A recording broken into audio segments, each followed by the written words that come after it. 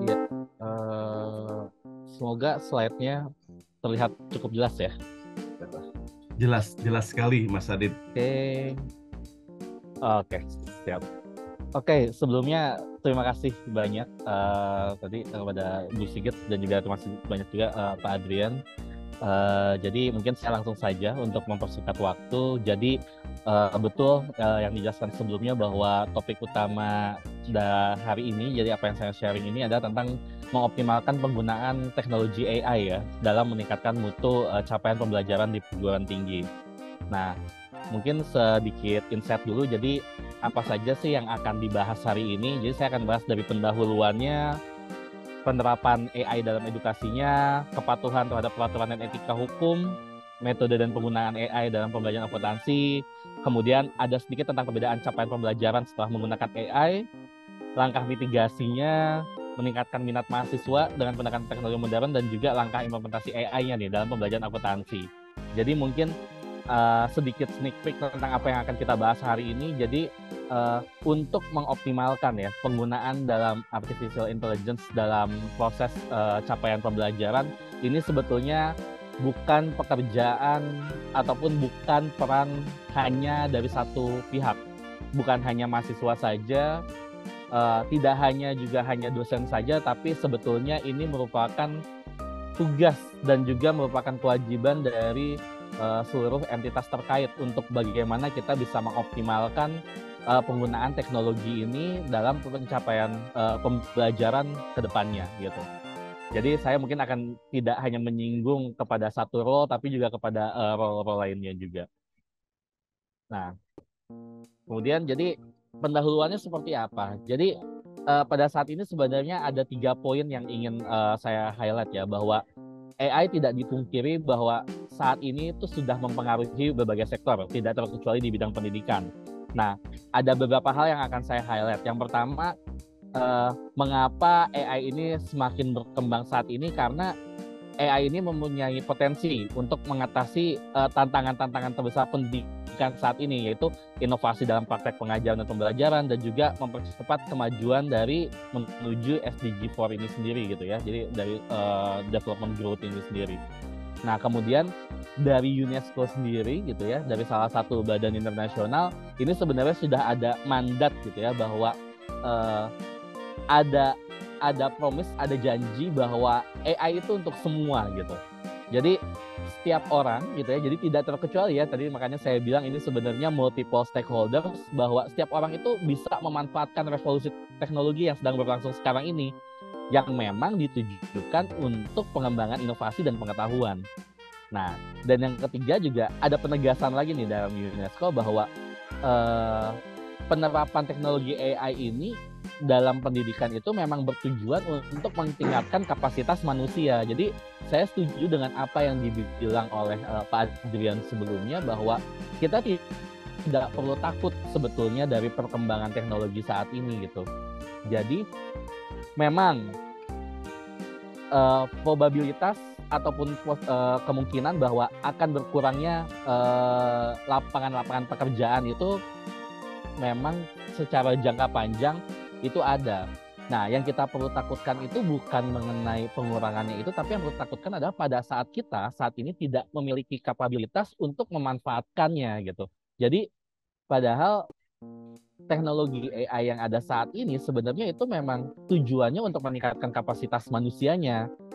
Nah, pertanyaannya adalah bagaimana kita secara individual masing-masing, tidak terkecuali siapapun, baik itu dosen, mahasiswa, atau pihak-pihak lainnya, seluruh pihak yang terkait itu mampu meningkatkan kapasitasnya sehingga kita bisa mampu meningkatkan efektivitas dalam penggunaan teknologi AI tersebut, yang tentunya tujuannya adalah kolaborasi ya. Ini jadi kolaborasi antara manusia dan mesin ataupun teknologi yang secara efektif dalam kehidupan itu mampu meningkatkan proses pembelajaran, pekerjaan, serta pembangunan yang berkelanjutan gitu ya. Karena kan bagaimanapun isu saat ini gitu ya, apalagi kalau kita berbicara dalam tataran tataran ASEAN ya, dalam ASEAN Foundation, bahwa salah satu fokus dari ASEAN itu adalah peningkatan kapasitas manusia, terutama pemuda dalam hal ini, dan juga peningkatan literasi dalam teknologi gitu,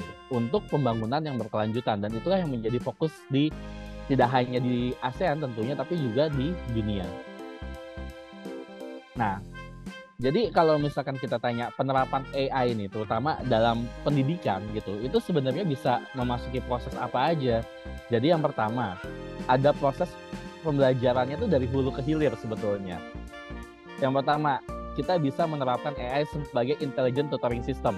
Permasalahannya seperti ini, waktu kita sangat terbatas.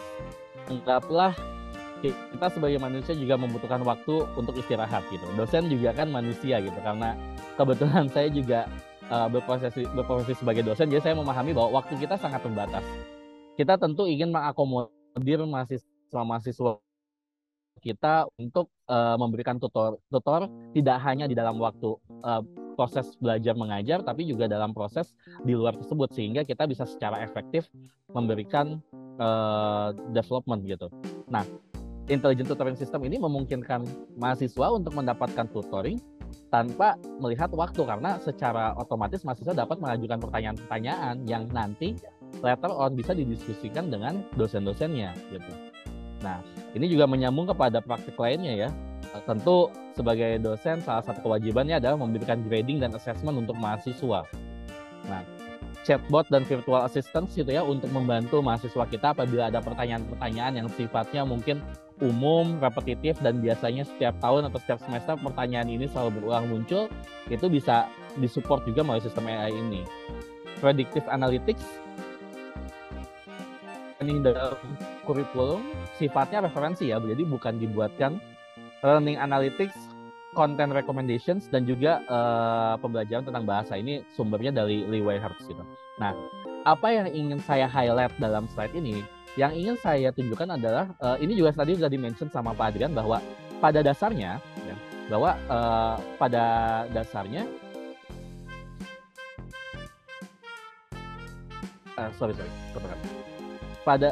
sebentar ya.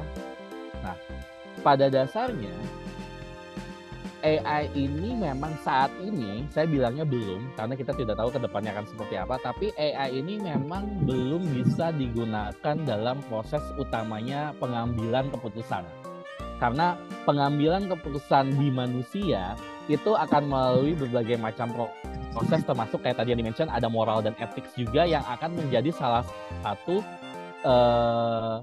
pertimbangan pada saat pengambilan keputusan. Makanya kalau kita bisa lihat di sini, penerapan AI di dalam pendidikan saat ini fokusnya lebih ke arah supporting yang sifatnya operating ataupun daily gitu. Predictive analytics dan learning analytics yang ada di sini, analytics ini memudahkan kita di saat kita biasanya harus melakukan analisis. Let's say kalau untuk analisis 10.000 data, misalkan memakan butuh waktu misalkan sampai seminggu, dengan bantuannya AI ini kita bisa lebih cepat mengambil keputusan dan menggunakan informasi yang sudah terolah. Jadi kembali lagi, AI ini sifatnya adalah supporting gitu. Jadi kalau kita ingin mengoptimalkan penggunaan teknologi terutama AI, tadi misalkan di-mention juga, misalkan salah satunya adalah ChatGPT.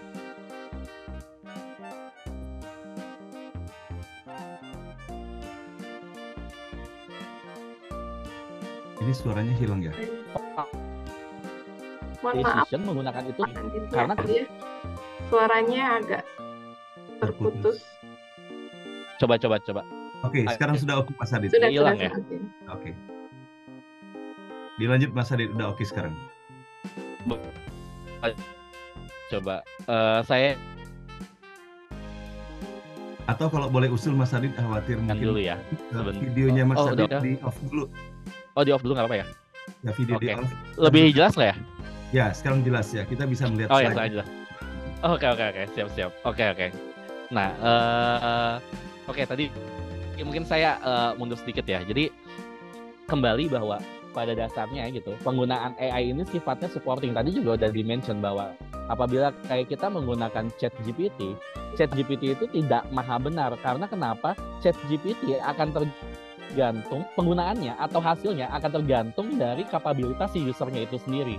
Jadi bagaimana kita membuat pertanyaan, atau mungkin biasanya kalau misalkan teman-teman IT sebutnya tergantung dari prompting, ya, tergantung dari prompting si user untuk mengemukakan pertanyaan. Karena kita tidak bisa nih mendapatkan jawaban yang bermanfaat atau bisa dijadikan sebagai sebuah informasi ke ChatGPT kalau kita pertanyaannya sifatnya asal. Misalkan contoh, kita misalkan menggunakan ChatGPT.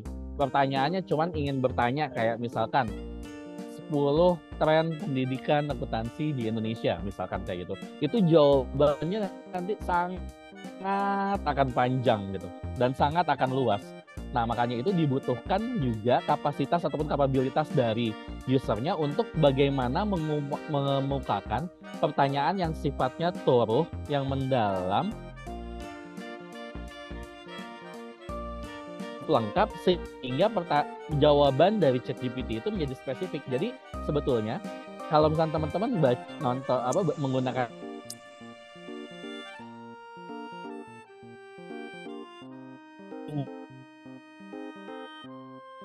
setuju bahwa kita tidak perlu takut dengan perkembangan teknologi saat selanjutnya. Nah, tentu kalau kita bicara teknologi apalagi AI, kita akan kembali kepada hukum dan etikanya. Nah, sebetulnya ini tidak perlu dikhawatirkan. Tetapi ini tidak pihak-pihak terkait dalam ini. Ayo. Mohon maaf suaranya terputus-putus Mas Adit.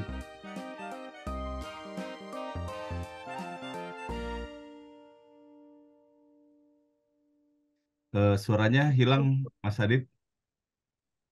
21. Bapak Adit, mohon maaf suaranya terputus. Suara terputus-putus itu Pak Adit.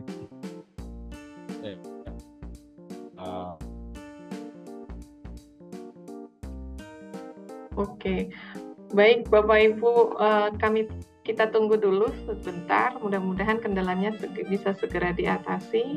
Kayaknya sinyalnya ini terkendala sinyal ya Pak Hasan. Kental ya. Iya. Mungkin lagi cari sinyal yang bagus dulu ini. Sedang menarik-menariknya padahal. Iya, lagi seru materinya. Saya ganti jaringan dulu ya. Iya, boleh Pak Adit. Ya. Ini kalau bisa Pak Adit dengan ini dikasih ini dijadikan co-host tuh Mbak Sigit, mungkin dari host menjadikan. Baik. Sudah jadi co-host. Baik.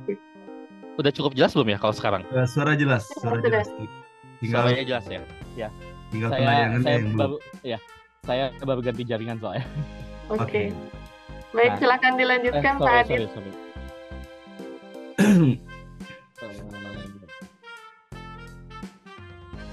Bentar ya. Silakan.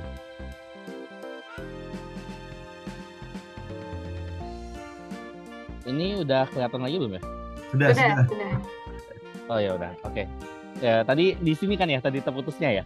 Iya, betul.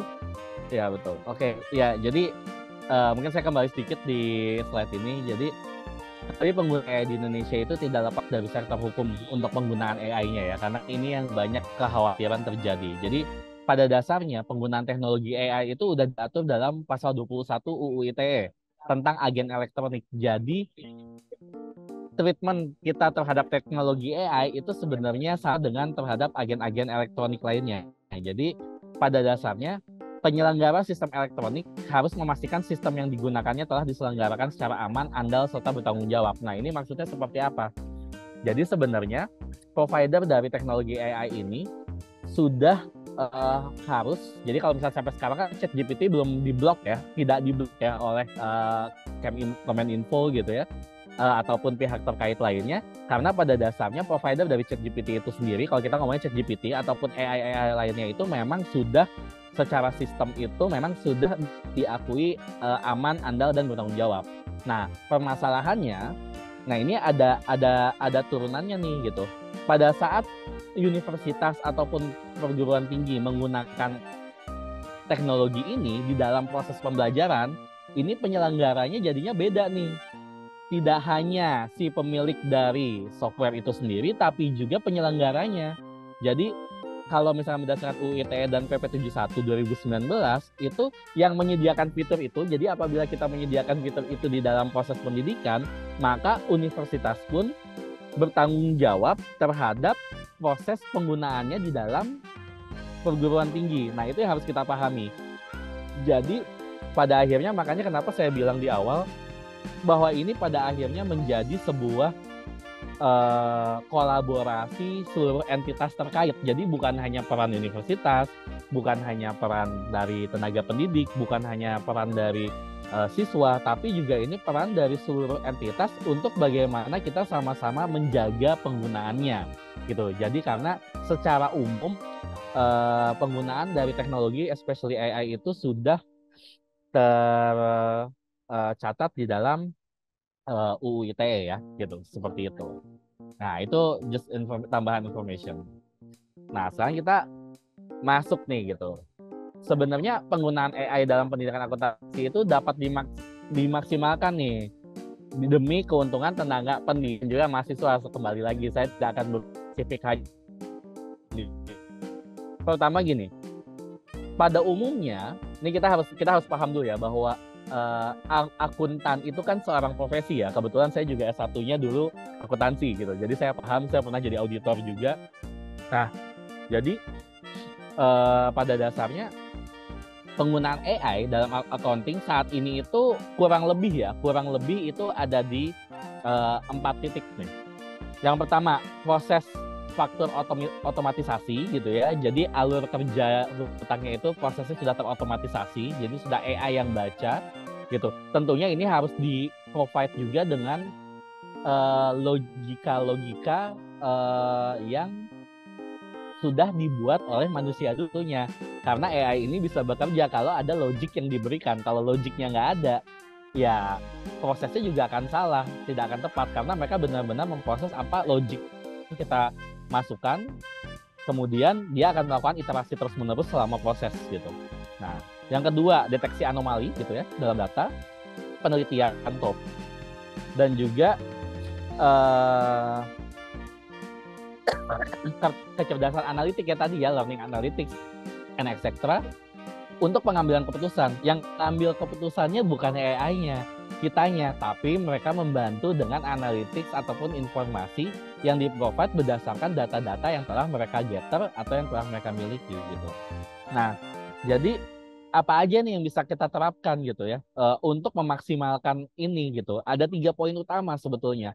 Yang pertama, sebagai dosen ya, ini pengajar, ini harus mampu menyoroti hal-hal yang secara langsung maupun tidak langsung di mana alat-alat ini akan mengubah peluang bagi mahasiswa akuntansi gitu. Jadi kita sebagai tenaga pendidik harus memberikan arahan kepada rekan-rekan mahasiswa. Tentu selain mahasiswa dapat mencari sendiri ya informasi luar sana, karena akses yang sekarang ini sangat terbuka dan sangat mudah, untuk mengarahkan bahwa kalau AI itu bisa teman-teman manfaatkan, apabila teman-teman mampu memanfaatkan AI dengan baik, itu sebetulnya menjadi sebuah gitu. Dalam artian apa? Karena tadi yang saya bilang, AI itu tidak akan berkualitas kalau yang menggunakannya juga tidak berkualitas. It means kita sebagai tenaga pengajar harus memberikan hubungan antara AI ini sama akuntansi apa ya, buat teman-teman mahasiswa akuntansi bisa bermanfaatnya seperti apa ya, dan bagaimana cara menggunakannya sehingga teman-teman itu memiliki value lebih, tidak hanya sebagai akuntan memahami proses akuntansi secara menyeluruh, tapi juga paham bahwa ada teknologi-teknologi yang bisa membantu mempercepat proses itu. Karena kenapa? Pada dasarnya proses akuntansi itu time consuming gitu ya, apalagi kalau dikejar-kejar deadline untuk pembuatan laporan keuangan dan lain-lain. Nah, dengan bantuan AI ini kita bisa mempersingkat proses itu. Kembali lagi, mempersingkat proses, tidak berarti 100% membuatkan tahu jadi gitu. Nah, itu yang harus kita hubungkan gitu. Nah, yang kedua ya tadi peluang-peluangnya lebih banyak gitu. Karena ya seperti yang saya bilang, pada saat rekan-rekan memiliki kemampuan untuk menggunakan teknologi dan AI, ini sebenarnya membuka jalur buat teman-teman sebagai lebih untuk mencapai jalur karir yang sukses, berkelanjutan juga menguntungkan. Ya teman-teman bisa bayangkan di era saat ini, pada saat kapabilitas kita tidak beda dengan 10 tahun yang lalu, pada saat saya baru lulus S1, saya tidak mampu, kalau saya detik ini tidak mampu mengoperasionalisasi ataupun tidak mampu memahami penggunaan teknologi AI maupun software yang ada, perangkat lunak yang ada, seberapa besar value saya saat ini di mata company gitu. Nah, kan menjadi pertanyaan kita kan, makanya itu AI ini sebenarnya membantu kita juga untuk menemukan banyak peluang apabila kita mampu untuk menggunakannya. Ya, kembali pertanyaannya itu, apabila kita mampu untuk menggunakannya dan mengoptimalkannya. Ketiga, ya tadi ya, kita bisa menggunakan AI itu untuk mengenerate ya gitu, untuk mengenerate realitas dari informasi-informasi yang ada, kembali lagi gitu. Mohon maaf. Nah,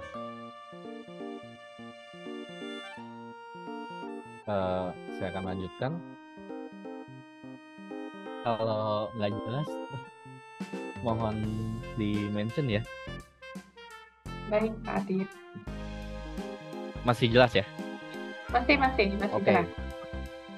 Nah, sekarang apa nih pengaruhnya perbedaan terhadap pencapaian pembelajaran apabila AI itu ada? Jadi, ini kalau saya ngambil source-nya dari Kemendikbud ya, terutama ini hanya saya ngambil sedikit dari capaian pembelajarannya gitu ya untuk akuntansi dan hasil analisa saya. Jadi pada saat kita berbicara capaian pembelajaran, secara sederhana itu saya ambil 3 poin aja. Yang pertama, seorang lulusan sarjana akuntansi harus mampu menyusun, menganalisis, dan juga menginterpretasi laporan keuangan. Yang kedua, mampu mendesain proses bisnis dalam sistem informasi akuntansi. Dan yang ketiga, nah ini ya, mampu mengoperasikan dan memanfaatkan piranti lunak. Nah, jadi apakah ada perbedaan yang sangat signifikan pada saat AI ini ada? Jawabannya, penyesuaiannya akan ada, tapi perubahan total itu belum akan terjadi. Karena kenapa? Ini makanya sebelah kiri saya highlight gitu kan, bahwa salah satu capaian pembelajaran dari sarjana akuntansi itu mampu mengoperasikan dan memanfaatkan piranti lunak. Dan seperti tadi Pak Adrian sudah mention bahwa AI maupun ChatGPT yang ada saat ini yang sangat terkenal itu sebetulnya hanya sebuah another piranti lunak gitu. Dimana memang secara capaian pembelajaran hal itu udah kita mention. Perbedaannya adalah piranti lunaknya saat ini sudah semakin luas dan sudah semakin banyak, sehingga kita perlu menyesuaikan piranti lunak apa aja yang relevan untuk digunakan saat ini dan akan menunjang proses mendukung profesi akuntansi dan terutama teman-teman sarjana akuntansi yang ada saat ini. Makanya saya bilang, apakah capaian pembelajarannya akan berubah? Tentu tidak secara total, tapi akan ada penyesuaian-penyesuaian karena kenapa? Kondisinya berubah sehingga butuh adanya penyesuaian. Gitu. Nah, saya lanjut.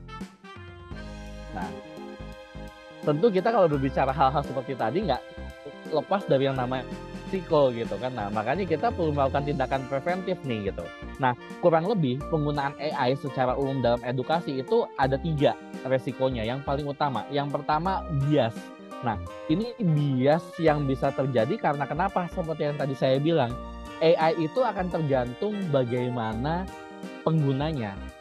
Bias-bias yang dimiliki pengguna itu akan masuk ke dalam result yang dilakukan oleh AI. Sehingga result yang dimunculkan oleh AI akan sangat tergantung pada bias yang dimiliki oleh usernya. Yang kedua, kurangnya transparansi. Kurangnya transparansi ini dalam artian apa?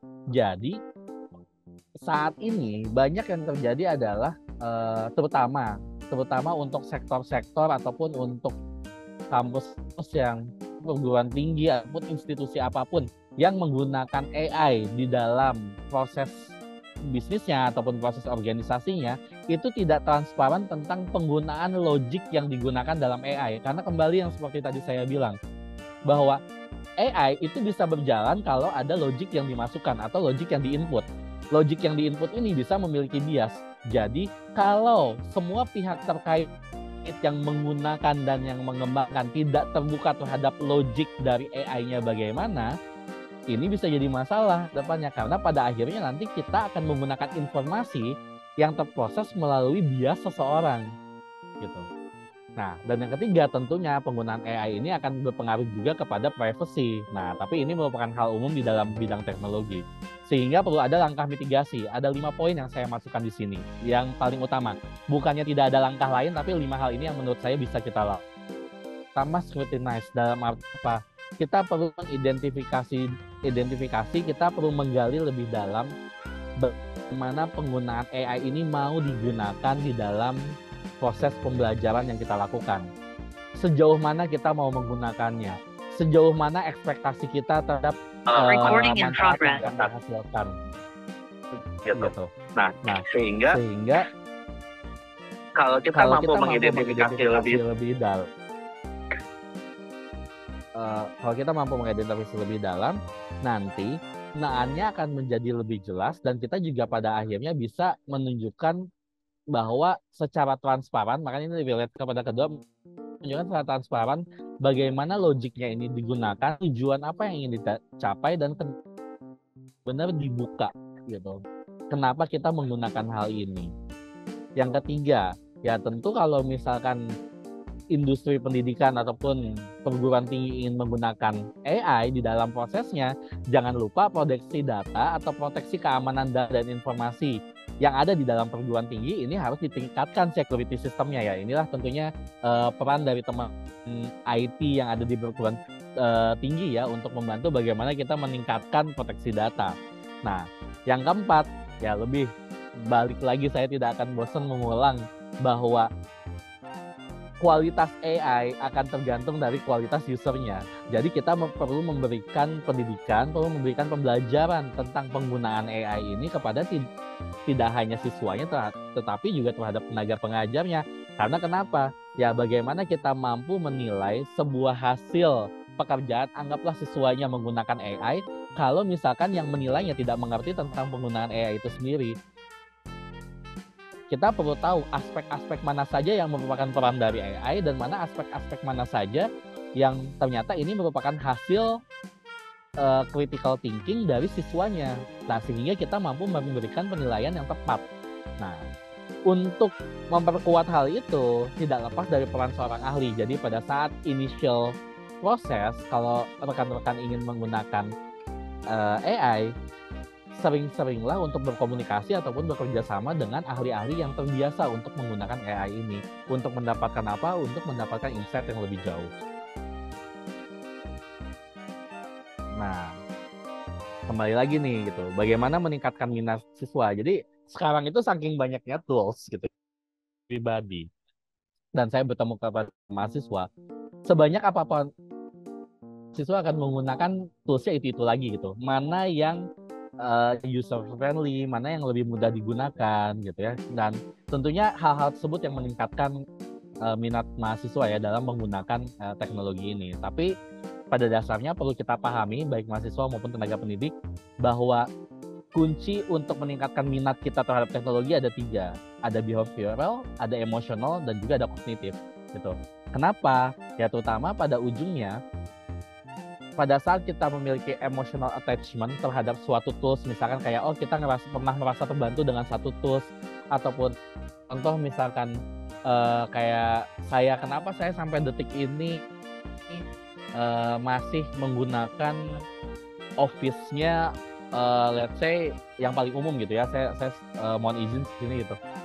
Saya tetap menggunakan Microsoft, tidak menggunakan open source lainnya. Ya karena secara emosional saya dari kecil udah teradapt dengan produk dari Microsoft, sehingga saya engagement-nya tinggi terhadap produk-produknya mereka.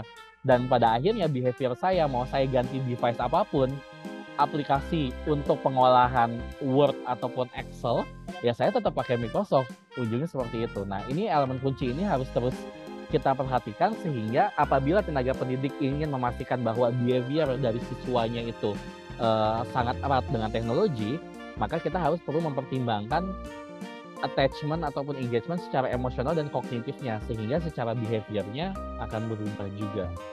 Nah, kemudian aktivitas kunci nih, bagaimana kita sebagai tenaga pendidik ataupun mahasiswa bisa memberikan aspirasi kepada dosennya gitu. Pengen ada aktivitas apa sih supaya kita lebih engage? Pertama, bisa menggunakan gamifikasi. Kembali, saya fokus di bidang gamifikasi, doktoral saya sekarang prosesnya di bidang gamifikasi. Ingat bahwa gamifikasi itu sebenarnya tidak perlu menggunakan teknologi yang complicated ataupun sophisticated gitu pada dasarnya. Tapi adanya teknologi, prosesnya bisa lebih mudah dan juga bisa lebih mudah untuk mengukur hasilnya gitu. Jadi bisa menggunakan gamifikasi atau yang lebih basic bisa pakai video pembelajaran. Dan yang ketiga, aktivitas kuncinya adalah pada saat kita sudah menggunakan AI, itu harus ada personalisasi kegiatan. Nah, penggunaannya seperti apa itu ada di bawah. Bisa pakai Classroom, Google Classroom, online quiz, dan respon sistem. Assignment-nya pakai Google Classroom, itu udah masuk teknologi base.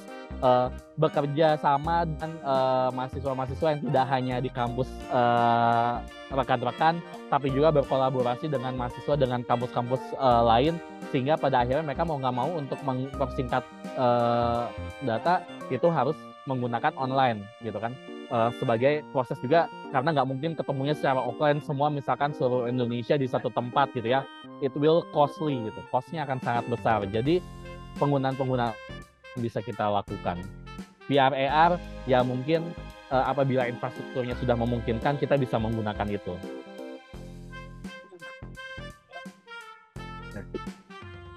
Nah, sebenarnya kalau untuk kita mengimplementasikan dalam kurikulum ada 3 tahap. Pertama harus ada beberapa tahap ya kuncinya ya. Ini part terakhir. Pertama, kita harus identifikasi kebutuhannya ya, analisa areanya apa aja, terus konsepnya mau kayak gitu penggunaan teknologi AI-nya. Nah, terus yang kedua, ini yang tadi saya penting, AI itu banyak banget. Mana yang mau kita pakai, mana yang paling beneficial untuk kita, ini yang perlu kita pilih. Yang ketiga, tadi udah sempat di-mention, pelatihan tidak hanya dosen, tapi juga mahasiswanya juga. Nah, yang keempat, konten. Ya, kontennya harus kita kembangkan supaya relate sama teknologinya itu sendiri. Karena kalau nggak relate, nanti jadinya kayak seakan-akan 2 hal yang berbeda, tidak terintegrasi. Ya, ini nyambung ke proses berikutnya. Kalau kontennya itu dikembangkan, disesuaikan dengan teknologi AI, tentunya kurikulumnya akan menjadi semakin terintegrasi gitu. Jadi harus diintegrasikan nih antara konten-konten yang ada dan juga penggunaan teknologi AI. Dan terakhir, ya harus diuji coba. Kalau nggak pernah diuji coba, kita nggak pernah tahu hasilnya bagus atau enggak. Kemudian kita evaluasi. Kalau ternyata hasilnya memang masih lebih rendah, ya mungkin kita tidak perlu menggunakan AI saat ini. Tapi mungkin ke depannya, mungkin di semester-semester berikutnya, setelah kita melakukan iterasi dan pengalaman, memiliki berbagai macam pengalaman, kita bisa implementasi AI ini dalam penerapan sehari-hari, dalam proses pembelajaran. Nah, sehingga kalau misalkan sudah diterapkan, nanti kita bisa skalabilitas nih gitu. Jadi kita bisa coba nih ke kelas-kelas yang lebih besar. Nah, itu kita nggak tahu sejauh mana, tapi apabila itu hal-hal sebelumnya dilakukan, itu kita bisa scalable di dalam cakupan yang lebih tinggi. Tadi ya, ada mentoring dan evaluasi, dan ada perbaikan, kemudian juga penilaian dan analisis terakhir yang akan kita gunakan untuk apakah bisa terus kita gunakan, apakah bermanfaat atau tidak, apakah kita perlu melakukannya lebih jauh. Nah, jadi seperti itu yang kita bisa lakukan untuk implementasi AI.